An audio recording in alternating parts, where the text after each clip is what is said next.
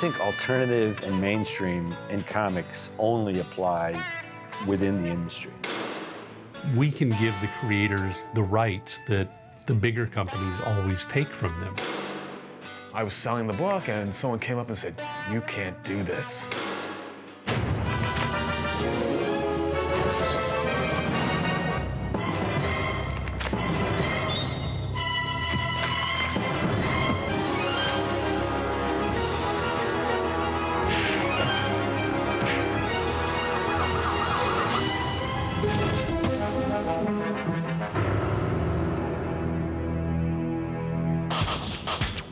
Most people know the work of only two comic book companies, Marvel and DC.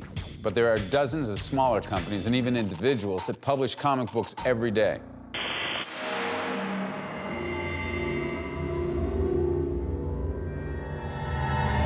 People tend to think of comics, if they understand the comics business at all, they tend to think of it in two different fashions, one being mainstream and one being alternative indie. And, you know, they tend to think that all mainstream comics are cosmic superhero battles, and all indie comics are navel-gazing slacker dudes. I think alternative and mainstream in comics only apply within the industry. In the general culture, there's comics. There's no mainstream or independent. I think what you're mostly talking about is a corporate, non-corporate environment. That's the division, and that's where we are an alternative publisher relative to DC Comics, which is owned by Time Warner, and they're a mainstream publisher.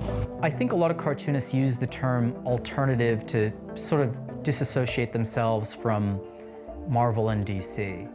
Or to, at least in people's minds, to most cartoonists, what it really means is there are the superheroes, and then there's us. That's kind of what it means. When you hear comic books, the name that usually comes to mind is Stan Lee. But while Robert Crumb is a name you may not know, his work has affected artists all over the world since he hit the scene in the 1960s. Robert Crumb is the underground. You can argue about who the first underground cartoonist was, but Robert Crumb is the underground cartoonist in the same way that Ingmar Bergman is the Scandinavian film director or what have you. But Robert Crumb is the guy who really defined it. He was one of the first people to figure out that he could do comics that were just completely, as he put it, tearing the lid off the id. Direct expressions of whatever he had in his brain, that he didn't have to worry about selling them as children's entertainment, that they could be sold to an audience of older adult aficionados. Well, I was going to art school, not exactly sure what I wanted to do until I came across some old comics of Robert Crumb's. And I'd seen his art before, but I'd never seen one of the comics he had done where he took the traditional comic book format and did all the artwork from cover to cover. And when I saw that, I immediately knew exactly what I wanted to do. I visited him one time up in his home when he was living in Northern California with his wife.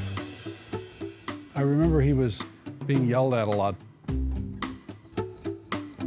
He was doing a strip about this character called Eggs Ackley and the demon vulturesses. And he seemed to almost take a verbatim the way Eggs Ackley was being attacked by the demon vulturesses, the way he was being attacked by his wife during the meal earlier. And I thought that was just amazing. And the speed that he was doing this, and without any errors, he did like an entire page in like just a couple of hours.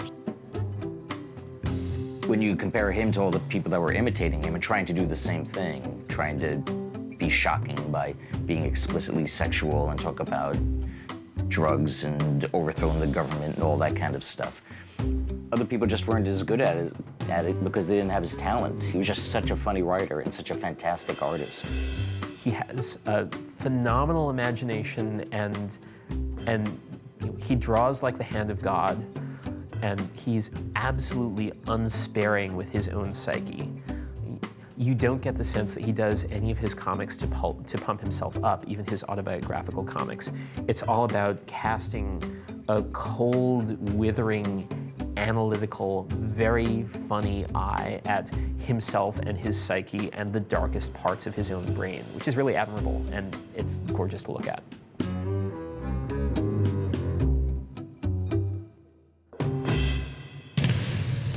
Although superhero appearances in alternative comics are rare, they do occur. Chris Ware's Jimmy Corrigan, the smartest kid on Earth, uses a Superman homage as a symbol for the main character's absent father. Peter Bagg has been working as a cartoonist for decades, and he's worked with some of the biggest names in comics. But the work that he's best known for is his series Hate. One of the first publications to run my work on a fairly regular basis was a porno tabloid called Screw. And then after that, I started appearing pretty regularly in a magazine called Weirdo, which was an underground comic anthology. And it was edited by my hero, Robert Crumb, so that was a big thrill to work with him. And then after a while, he made me the managing editor of Weirdo. This is back in the 80s. All through the 90s, I devoted myself almost exclusively to this comic called Hate. Right at that time, a number of things happened to me in my personal life. I was married by then, bought a house, had a kid. All of a sudden, all these aspects of my past, of being a renter and living in cheap, filthy apartments and not having much money and having to drag my dirty clothes to the laundromat, all of those things were very much in my past. When you're in the midst of something like that, it's pretty hard to laugh about it or look at it objectively. You know, it's not very funny when you're in the middle of this crap. But now that it was all behind me, it suddenly was hilarious. Well, a more recent comic book I've been working on is this 6-part miniseries called Apocalypse Nerd. It's about this computer nerd, middle-aged computer nerd, who, while on a camping trip, winds up discovering that his hometown, which again is Seattle, had been nuked by the North Koreans. So he can't go back home, so him and his friend are stuck in the woods trying to survive. And it's all me just putting myself in that situation and how I'd survive. And of course, when I think about it, if I'm honest with myself, I know I would do terrible. Spend a lot of time crying, and so does this character. Deciding to self-publish is a big step. It takes discipline and money. But even before that, you need a good idea, one that gets attention. My name is Matthew Muhammad. I'm a writer. I write comic books. I concentrate on my own title, an independent title called Black Bastard, which I publish myself. The original product for Black Bastard wasn't a comic book, it was a t-shirt. And we went to Wizard World Chicago, and we were selling the shirt, and everyone's, where's the comic? Where's the comic? Okay, we're gonna make one. The first line of each comic is, "Welcome to the city of Niggeropolis," and it just sets the tone right off the bat. It's a satire based on the exploits of a high school guidance counselor. And he dismisses counsel to students in need. Like, there's one issue where he gives the girl contact info for the local strip club as she turns 18. So, I mean, like, he's there for his students. We make fun of, like, I guess the usual stereotypes, but like I try and do it for everybody. And so each issue has a different theme and everything like that. And the latest issue we did was the anthology, where we had like 11 different stories featuring artwork from 20 different artists. It was so spectacular that we had to call it the Blacktacular. The feedback initially was so positive and so overwhelming that when the negative feedback did come, I was like, what's wrong with you, man? Don't you have a sense of humor? And what you have to understand, too, is when I started doing this, there was no Family Guy, there was no American Dad, it was The Simpsons and South Park, right? So, like, it wasn't out there the way it is now. Now my book seems tame in comparison to what these television shows do. I remember I was selling the book and someone came up and said, "You can't do this. You can't do this, a black guy." I gave him the comic book and I said, "Read it, try and see where I'm coming from." And he read it and he says, "I can see where you're coming from, but I still think it's something that you just don't do." I think I quoted him, Jonathan Swift, where he talks about a satirical solution to like poverty and children being born into poverty, where they would eat the children of the poor. And like a lot of people took it at face value and they were outraged by it, but it was satirical. It wasn't meant the way it was written. And that's the thing I have to understand about satire is not everyone gets it. It's 100% wrong, but 110% fun. Black Panther Party for Self-Defense was a political movement in America in the 60s. To avoid controversy, writer Roy Thomas changed Black Panther's name temporarily to Black Leopard to distance the comic hero from the politics of the group. Who are two of the biggest alternative publishers out there? And what has the web done to and for the alternative press? Find out when we return.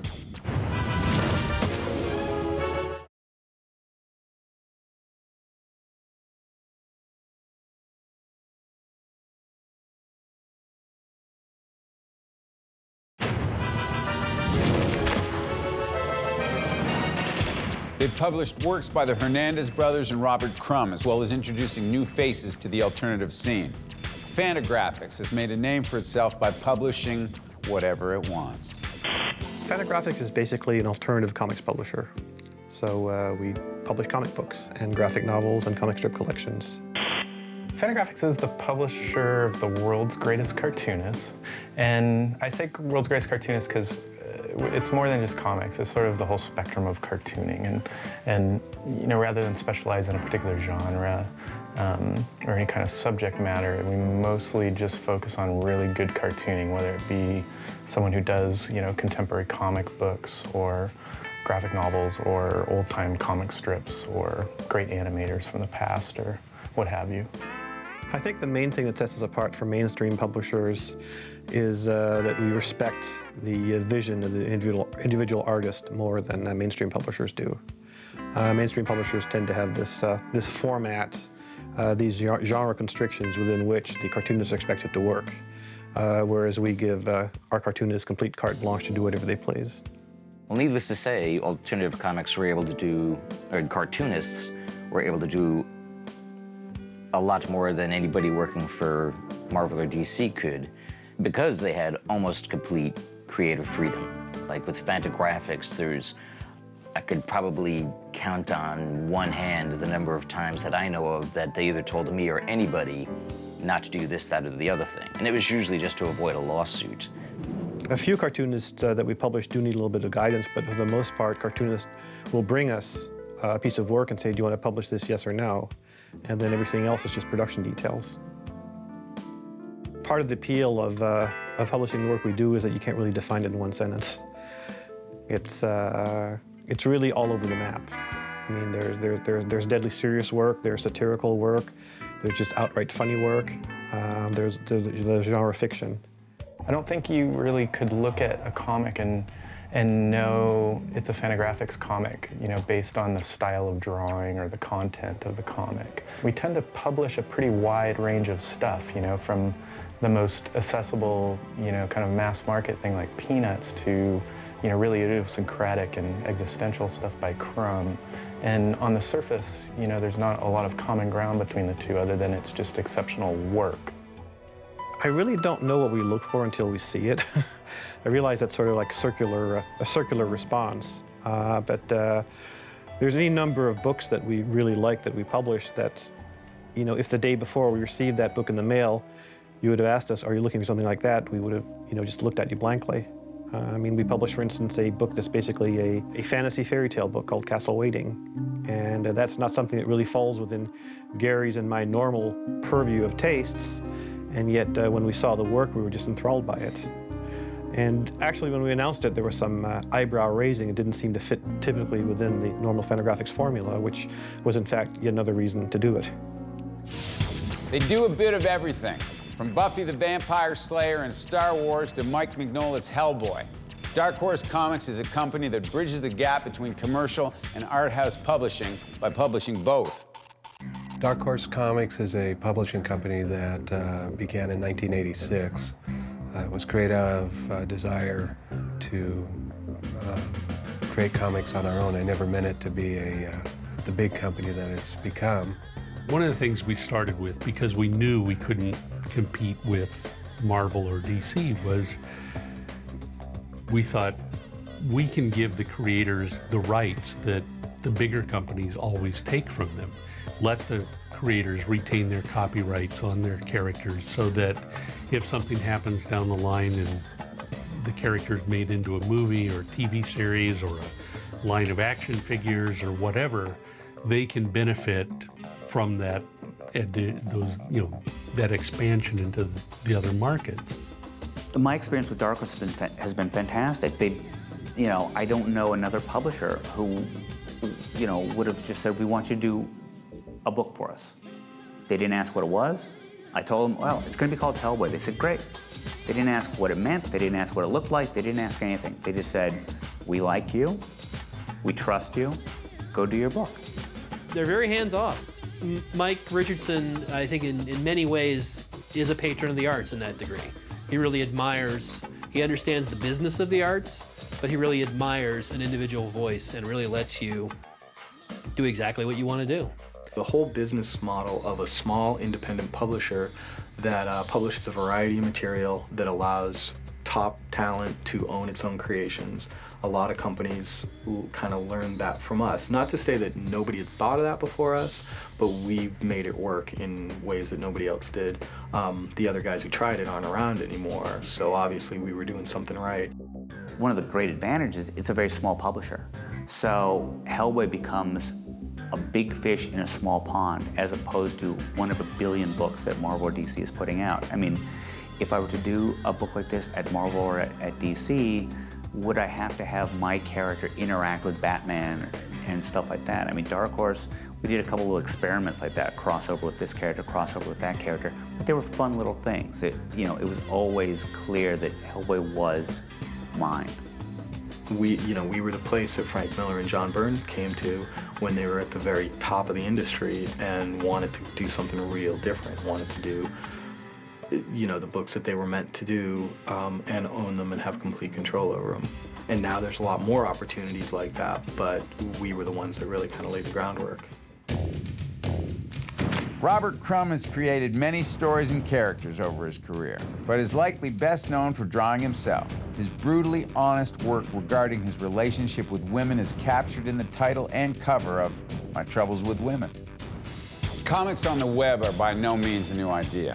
But Transmission X has a unique approach to the idea of web publishing and publicity. Find out more when we return.